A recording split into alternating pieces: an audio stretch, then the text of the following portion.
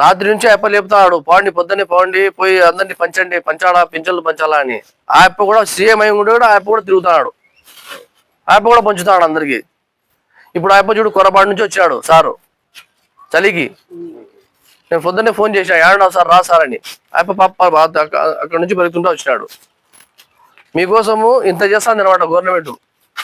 అట్లాంటి మంచి గవర్నమెంటా కాదా ఇది? మంచిదియా కాదమ్మా? మంచి గవర్నమెంటే కాదు. అన్నాలు పెట్టడంలే. ఆయన ప్రతి ఇంటికి పెద్ద కొడుకై ప్రతి ఒక్కరికి పొద్దున్న నుంచే తోలుతున్నాడు, రాత్రి నుంచే మీటింగ్లు పెడతాడు అప్ప.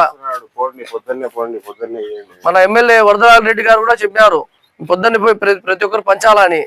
మా ముక్తార్ సారు ఆధ్వర్యంలో వచ్చినాం మేము పరిగెత్తుకుంటా పొద్దున్నే.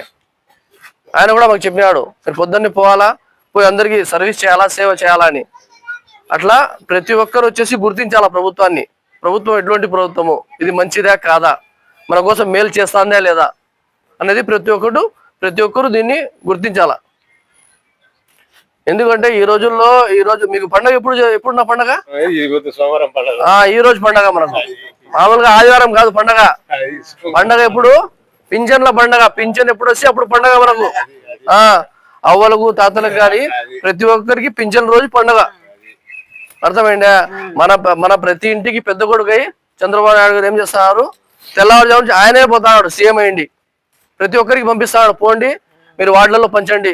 మాకు నైటే వచ్చింది అనమాట, నైటే కాల్ వచ్చింది, మీరు పొద్దున్నే యాక్టివ్గా ఉండాలా, పొద్దున్నే వెళ్ళాలా, పొద్దున్నే పంచాలా అనేసి.